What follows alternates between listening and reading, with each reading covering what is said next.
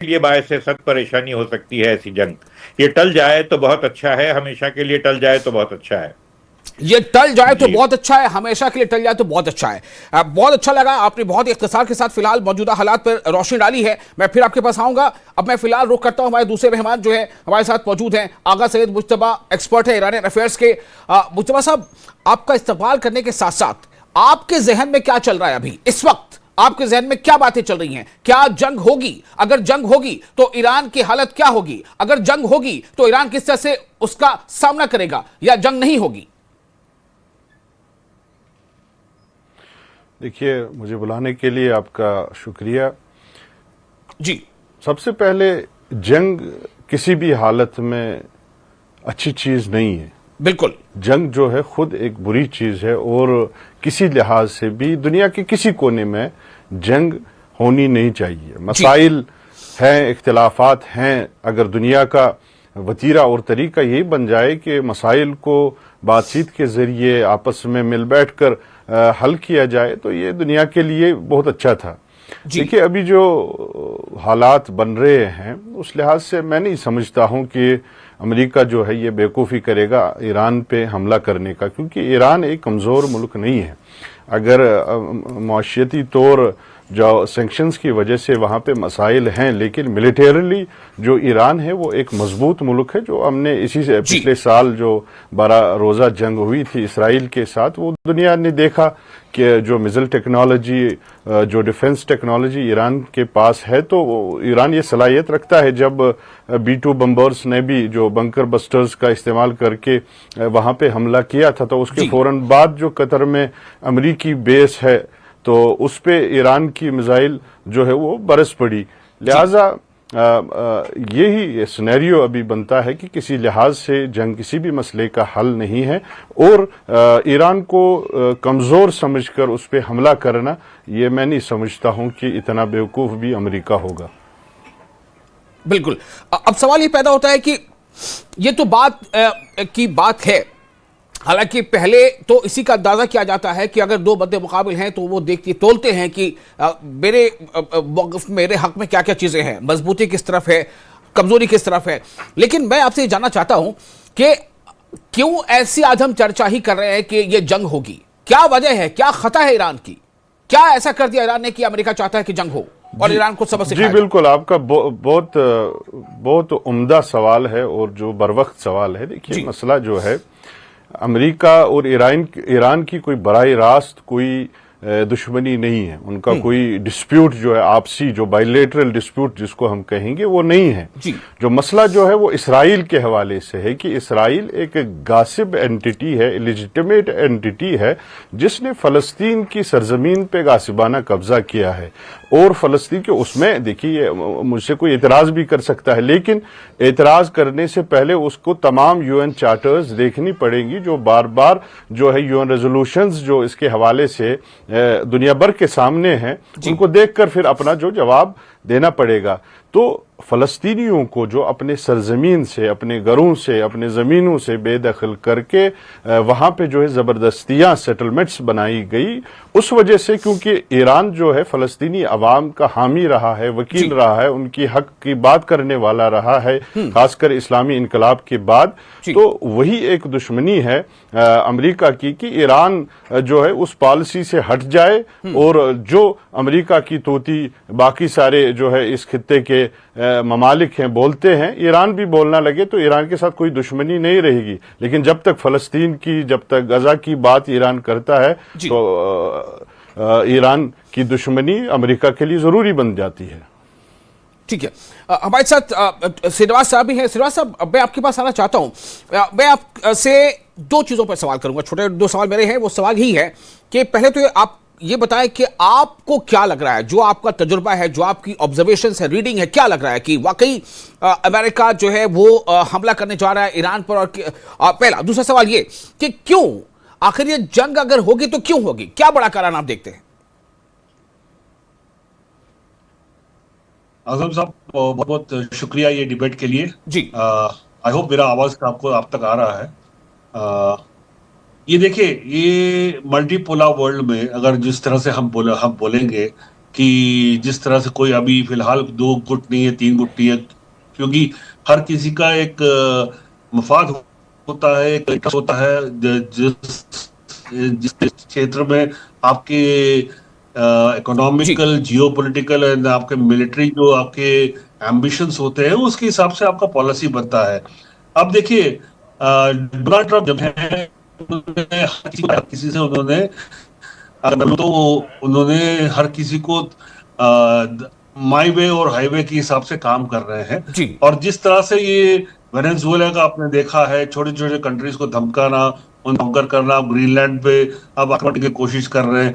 मगर फिलहाल ये है, ये कैरेट एंड स्टिक का मामला है। और ये जिस तरह से मैं 25 साल से ज्यादा मैं ग्राउंड पे रहा हूँ, जी मिडिल ईस्ट में मैं देख रहा हूँ, अभी अमेरिका इस जल्दबाजी में अपने पॉलिटिकल इंटरेस्ट और इकोनॉमिक इंटरेस्ट इतना जल्दी तबाही नहीं करेगा, क्योंकि कुछ भी होगा तो लिमिटेड पीरियड के लिए होगा, उससे ज्यादा कुछ नहीं। क्योंकि जैसे लास्ट टाइम भी जो हुआ था, जी वो भी लिमिटेड पीरियड के लिए हुआ। बस आपने 2 मारे, इन्होंने 2 मारे, अब सब अब अच्छे हैं, एवरीथिंग इज सेटल नाउ। अब प्रॉब्लम ये हो रहा है कि ट्रम्प बोलते हैं कि भाई आप मेरी सुनो, अगर नहीं सुनोगे तो आपको मैं पनिशमेंट दूंगा। ये जल्दबाजी में पूरा वर्ल्ड का जो पॉलिटिकल ऑर्डर है, जो जी जो कुछ एग्रीमेंट्स हैं कंट्रीज में, वो राइट करने की भी जल्दबाजी है, क्योंकि उनके पास प्रॉब्लम्स बहुत हैं। क्योंकि इंटरनल पॉलिटिकल प्रॉब्लम्स है, इंटरनल इकोनॉमिक प्रॉब्लम, $38 ट्रिलियन का डेट है उनको, उस पर से डिफ्लेक्ट तो करना है उनकी आवाम का जो रिएक्शन है।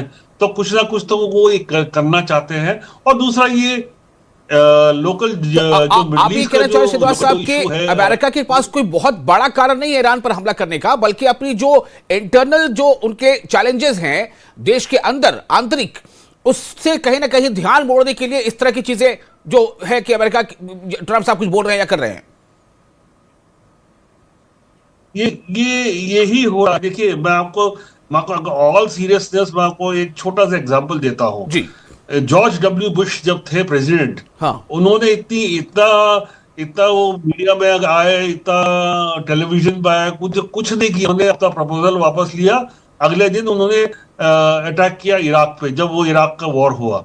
जो काम जो करना चाहिए, जो करता है, वो इतना बोलता नहीं है। सर, ट्रम्प आज रात को क्या कुछ सोचेगा, अगले दिन सुबह उठ के क्या जाएगा, उनके साथ यही प्रॉब्लम है। तो यहाँ पे प्रॉब्लम क्या आ रहा है कि ये मल्टीपोलर वर्ल्ड और 21st सेंचुरी में everything is done on economic basis, regional basis, और आपका कितना आप रिसोर्सेज को कितना कंट्रोल करते हैं। और मेरे हिसाब से उनके जो ट्रम्प के अलायंस है, Qatar, UAE and Saudi Arabia, हाँ। वो कभी नहीं चाहेंगे कि पूरा ये गल्फ का इशू खत्म, कि सबके इंटरेस्ट खराब हो। ठीक है, ये मेरा ये अंडरस्टैंडिंग है, ये मेरा रीडिंग है। ठीक है, ओके। मैं गयूर साहब आपके पास भी आऊंगा। हमारे साथ फिलहाल डॉक्टर जाकिर हुसैन जुड़ चुके हैं, एक्सपर्ट हैं फॉरेन अफेयर्स के, स्पेशली मिड ईस्ट। जाकिर साहब, मैं आपसे जानना चाहता हूं कि अमेरिका अगर जंग करता है या हमला करता है तो क्यों हमला करे अमेरिका ईरान पर, पहली बात। दूसरा ये कि जो अभी हालिया 1-2 बयानात डोनाल्ड ट्रंप के आए हैं, जिस तरह से लग रहा है ऐसा कि उनके मौक़िफ़ में कुछ तब्दीली है, अगर आपको लगता है कि वाकई ये तब्दीली है तो उसकी वजह क्या है? देखिए, तब्दीली जो है, जंग टली नहीं है मेरे हिसाब से। ये जंग होगी, थोड़ा वक्फे के बाद होगी, क्योंकि ईरान ने जिस तरीके से अपना डिटर्मिनेशन दिखाया है और 12 दिन की लड़ाई में जो जवाब दिया था इजराइल के, उससे तबाही के रेंज पर अमेरिका के सारे बेसेस हैं। उसके हाइपरसोनिक मिसाइल्स की अभी कोई काट अमेरिका नहीं निकाल पाया है जी। और इसमें यह टेस्ट किया अंदरूनी तरीके से, जो ये खलफशान मचाया गया, ये भी ये शो करता है कि अमेरिका जो है लड़ाई करने के मूड में नहीं है, क्योंकि उसकी हालत इस तरीके की नहीं है। ना तो वो अपना बेसेस जो है, करीब 2 दर्जन से ज्यादा बेसेस है, उसको बचा पाएगा, ना तो अपने एलाइज को बचा पाएगा। ये चीज बिल्कुल क्लियर हो गई थी जब इजराइल ने कतर पे अटैक किया जी। तो ये तबाही का एक मंजर उस रीजन में आ रहा है, जिसको अमेरिका नहीं रोक सकता है, और ये लड़ाई और ज्यादा बढ़ जाएगी। गाजा में भी जो है प्रॉब्लम बढ़ जाएगी। तो ये सबको देखते हुए, सोचते हुए, समझते हुए, फिलहाल कुछ दिनों के लिए लड़ाई टाली गई है, लेकिन लड़ाई होगी। नंबर 1। आप कह रहे हैं कि कुछ दिनों के लिए लड़ाई टल गई, ऐसा लगता है। अगर ये कुछ दिनों के लिए टल गई है, मान लीजिए, तो ये तो टली ही भी थी। अमेरिका ने तो ऑलरेडी अपने B-2 बॉम्बर से बॉम्ब बरसाए ही थे ईरान पर, फिर उन्होंने जो है उसके बाद वो जो पीछे हटे तो लगा कि भैया वो हमला नहीं करेंगे, तो टल गया हमला। लेकिन फिर जब बात आ रही तो लगातार उसको टला वही माना जाए ना। लेकिन फिर अब तो बात हो रही कि वो पर तोला जा रहा है कि जंग करनी है। हाँ, इसीलिए लेकिन फिर अभी परतोला जो है रोक दिया गया है, क्योंकि 6 महीने में उन लोगों ने ये इंटरनल डिस्टरबेंसेस क्रिएट किया था पूरी तरीके से, जिस तरीके से असलहे का, जिस तरीके से स्टारलिंक के जरिए जो है पूरा इंटरनेट को कब्जा करने का। और ये बिल्कुल वाजे है, उसमें कोई शुबह की बात नहीं है। वेस्टर्न मीडिया से हट के अगर हम देखें तो उसमें बड़े पैमाने पर जो है आर्म सप्लाई किए गए, एजेंट्स को तैयार किया गया, बाहर से भी भेजा गया, अंदर से भी आए। तो ये एक कोशिश थी, लेकिन इसमें भी वो फेल हो गए हैं। इजराइल अमेरिका ने कंट्रोल कर लिया है। उसके एक बड़ा रीजन ये था कि वहां की पब्लिक जो है उतना जो है खामनाई की गवर्नमेंट से परेशान नहीं है जितना अमेरिका के फिर आने से, क्योंकि शाह ने भी बहुत ज्यादा वहां पे जालिमाना हरकतें की थी और पूरा एक तरीके से अमेरिका का ही बेस बन रहा था। जो ये प्रोटेस्ट गवर्नमेंट उसी के खिलाफ आई थी कि ये अमेरिका का बेस नहीं है, इजराइल का बेस नहीं है। तो अमेरिका इसी को अपना बेस बनाना चाहता है। लेकिन फिलहाल जिस तरीके से चाइना ने, रशिया ने, सऊदी अरेबिया ने, टर्की ने अपना रुख दिखाया, तो उसमें ये लग गया अमेरिका को regional countries are also not ready because they have not allowed. उन लोगों ने अपना स्पेस नहीं किया था। और खास एक बात और है, जिस तरीके से 12 दिन में की लड़ाई में ईरान ने इजराइल के खिलाफ तो जंग की ही, लेकिन उसने जो है कतर के एयरबेस, अमेरिकन एयरबेस पे भी अटैक किया। ये एक बहुत बड़ा मैसेज था। और ईरान ने फिर कहा कि हम इन सारे बेसेस को हिट करेंगे, जिससे इनकी इकोनॉमिक कंडीशन बिल्कुल चरमरा जाएगी। ठीक है। तो ये एक बाइंडिंग जो है सिचुएशन बनी हुई है। हाँ। और ईरान ही एक ऐसी कंट्री है जहां पे अमेरिका का होल्ड नहीं है। ईरान एक इंडिपेंडेंट कंट्री है। अगर कोई भी कंट्री जो है मल्टी ग्लोबल ऑर्डर चाहता है तो वो ईरान के साथ खड़ा होना चाहिए इस वक्त। ठीक है। इराबुर अमर गयूर साहब, मैं आपके पास फिर वापस आता हूं सेकंड राउंड। मेरा सवाल आपसे ये होगा कि मान लीजिए कि ये समझने की कोशिश, अभी 2 बातें सामने आ रही है। एक तो इंटरनल डिस्टर्बेंस पहला, जिसने कदम पीछे हटने पर मजबूर किया कहीं ना कहीं। दूसरा कि जो मिडिल ईस्ट से जो हिमायत मिल सकती थी कतर से, सऊदी से, यूएई से, तो वो जो है कहीं ना कहीं नहीं मिल पा रही। ऐसा लग रहा है कि नहीं मिल पाएगी हिमायत। वो लोग चाह रहे हैं कि नहीं हो ऐसा। ट्रंप पर दबाव है कि मिडिल ईस्ट के दूसरे कंट्रीज, अरब ममालिक नहीं चाहते हैं कैसा हो। दूसरा, मैं आपसे जानना चाहता हूं क्या इसमें इसराइल का भी कोई हाथ आप देखते हैं? क्या नेतन्याहू भी अभी नहीं चाहते कि जंग हो? वो नहीं चाहते ऐसा कि अमेरिका भी अटैक करे? क्या देखिए इजराइल तैयार है इसके लिए? नहीं।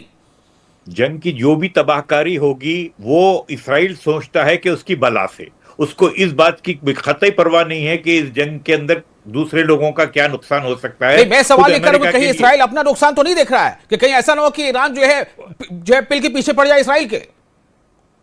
वो तो होने ही वाला है। और मैं भाई की बात को जरा सा आगे बढ़ा के ये कहूं कि अगर वो जंग टलेगी नहीं और इस तरह की जो है सब बंद होती रहेगी और जो है क्या कहते जिंगोइस्टिक गुफ्तगू होती रहेगी, तो ईरान ने पहले कहा है कि हम इंतजार नहीं करेंगे आपके हमले का। तो ये खुद एक आई ओपनर किस्म की बात है कि ईरान पिछले 6-8 महीनों में उससे कहीं ज्यादा आगे बढ़ गया है जितना कि पहले था। वो जून 24 की जो बातें थी, 12 रोजा जंग जो थी, उससे कहीं ज्यादा अपने जो है दिफाई मौकफ को मजबूत कर लिया है ईरान ने। और जो रीजनल जो दूसरे प्लेयर्स हैं उनको बड़े वाज़ेह तौर पर नजर आने लगा कि इसके अंदर सिवाय अमेरिका बल्कि इसराइल की जीत के और कोई इसराइल की मर्जी के चलने के और कोई किसी का कोई फायदा नहीं है। नुकसान ही नुकसान है यहां से लेके वहां तक। और फिर इसराइल को ये अंदाजा होने के बावजूद वो अमेरिका को उकसा रहा है कि वो हमला करे, क्योंकि इसराइल के अपने हेड ऑफ स्टेट का क्या फ्यूचर उसके ऊपर डिपेंडेंट है। जंग होती रही तो उनकी नौकरी चलती रहती है, वैसा हिसाब है। दूसरी बात यह कि जो है ये जो फैक्टर इन करना है ये फैक्टर्स को कि इराक में जो इसराइल सपोर्टर, जो ईरान सपोर्टर्स हैं वो बहुत ज्यादा मजबूत हालत में है। उसी तरह खामोश बैठा हुआ है लेबनान में हिजबुल्लाह। लेकिन ऐसा नहीं है कि जंगी सूरत हाल में वो लोग खुल के सामने नहीं आएंगे। हुतीस तो है ही हैं। तो ये जो स्ट्रेट ऑफ हुर्मुज बंद होने का जो डर है, वहां पर से रेड सी को क्रॉस करने का जो डर है, ये सारे डर ऐसे हैं जो जंग को रोक रहा है। और अब तक ये समझ रहे थे कि जो है इंटरनल डिस्टर्बेंस के जरिए जो डिस्कॉर्ड क्रिएट करेंगे उससे जो है शायद काम बन जाए, क्योंकि उतने बड़े पैमाने पर हुआ, उसके अंदर बहुत सारी अमवात भी हुई, लेकिन कुछ कुछ प्रोपेगेंडा भी बहुत ज्यादा है। लेकिन ईरानी लोगों के तारीफ के काबिल की बात है, ईरान कोई मामूली कंट्री नहीं है। ईरान एक 5000 साल पुराना सिविलाइजेशन है, और ईरान ने कभी किसी से जो है आगे बढ़ के जो है हमला नहीं किया। आज की मॉडर्न जमाने में ईरान के ऊपर हमले होते रहे, लेकिन ईरान ने जैसी तैयारी की, दो तरह की तैयारी की कि जरूरत पड़ने पर वो खुद आगे बढ़कर फ्रंट फुट पे जाके खेल सके। और दूसरी बात ये कि ईरान में किसी भी एक्सटेंजेंसी की सूरत में एक टेक ओवर करने के लिए एक नया रिजीम वही सिलसिले का बाकी रहेगा, हमेशा ऐसा सिस्टम किया है उन्होंने। ठीक है, मैं थोड़ा आगा सैयद मुज्तबा साहब आपके पास में आना चाहूंगा। अब मैं आपसे जानना चाहता हूं कि आप ईरान अक्सर जाते रहते हैं, आपने क्या महसूस किया है, ये रजा पहलवी वाला फैक्टर कितना कारगर है या नहीं है, और क्या वाकई ये जो बातें हो रही हैं कि अब खामनेई साहब को जो है अब हट जाना चाहिए। अब मैं जानना चाहता हूं आपसे, कुछ हमें बताएं हमारे नाजरीन को कि क्या असलियत है। ये जो कई बार हम वीडियोस देखते हैं कि कोई जो है बुर्के उतार रहा है, कोई जो है अपने बालों को तराश रहा है, कई तरह की चीजें सामने आती हैं। मस्जिदों पर भी हमले की बात सामने आई इस दरमियान, वहां भी तोड़फोड़ हुई या कुछ ऐसी आतिशज़दगी हुई, ये क्या है इसके पीछे? देखिए, हमें समझना चाहिए जो तारीखी हकीकत है कि देखिए, हमेशा जो है वेस्ट प्रिटेंड करता है कि हम डेमोक्रेटिक हैं, हम चाहते हैं कि डेमोक्रेसी बहाल हो। जी। जहां जहां पे उनके पपेट्स हैं, चाहे वहां पे डेमोक्रेसी हो या न हो, उनसे उनको कोई फर्क नहीं पड़ता है। वहां में उनकी कोई दिलचस्पी नहीं है डेमोक्रेसी बहाल करने की। देखिए, यहां भी क्या हो रहा है, अगर उनके बकौल वहां ईरान में भी डिक्टेटरशिप है, तो डिक्टेटरशिप का रिप्लेसमेंट क्या दे रहे हैं? डिक्टेटरशिप का रिप्लेसमेंट ये दोबारा वहां वो पातशाही निज़ाम जो है उसको दोबारा बहाल करने के, तभी तो उसको वो इंट्रोड्यूस कर रहे हैं। दूसरी बात जो है, देखिए, सबसे बड़ी कुव्वत जो आज फिर दुनिया ने देखी, सबसे बड़ी कुव्वत जो है दुनिया में, वो अवाम की कुव्वत है। जब ये प्रोटेस्ट हुए, तो उन प्रोटेस्ट की आड़ में जब ऐसे एलिमेंट सामने आए जो यही, जैसे आपने कहा कि मस्जिदों को नजर आतिश करना, कुरान के नुस्खों को नजर आतिश करना, जो मजहबी मुकामात हैं उनको उनकी जो है तोड़फोड़ करना, तो ये अवाम ने ये समझा कि हम अगर चूंकि ईरानी हुकूमत ने भी ये तस्लीम किया कि अभी मुश्किलात हैं हमारे मुल्क में, जो है माशी मुश्किलात हैं, और उनकी भी वजह सिर्फ यही है, वरना ईरान कोई गरीब मुल्क नहीं है। गैस में दूसरे नंबर पे है, पेट्रोलियम में चौथे नंबर पे है, उनके पास जो है मादनियात का खजाना है, उनके पास ये टूरिज्म का बहुत बड़ा पोटेंशियल है। क़यादत को लेकर सवाल आपसे पूछ रहा था कि क़यादत पर भी क्या लोग अब मतलब पूरा यकीन कर रहे हैं या ज्यादातर लोग नहीं कर रहे हैं? थोड़ा संक्षेप इख्तिसार के साथ प्लीज। जी नहीं, मैं उसी पे आ रहा हूं। जो हिमायत का इजहार जो ईरानी कौम ने इन दिनों दिखाया अपनी क़यादत के साथ, कि उन्होंने कहा कि इन मुश्किलात के बावजूद भी हम अपनी क़यादत के साथ खड़ा है। हम हरगिज भी जो है इसका अल्टरनेटिव न अमेरिका को समझते हैं, न पहलवियों को समझते हैं, क्योंकि हमारी मुश्किलात का असली जो बुनियादी जो जिम्मेदार है वो खुद अमेरिका है, क्योंकि ईरान के एसेट्स वहां पे फ्रीज है। ईरान की जो आपसे ये जानना चाहूंगा, एक तरह से वक्त कम रह गया, मैं थोड़ा जल्दी कुछ सवाल कर लूं। श्रीवास्तव, मुझे ये बताएं, भारत का स्टैंड आप क्या देख रहे हैं?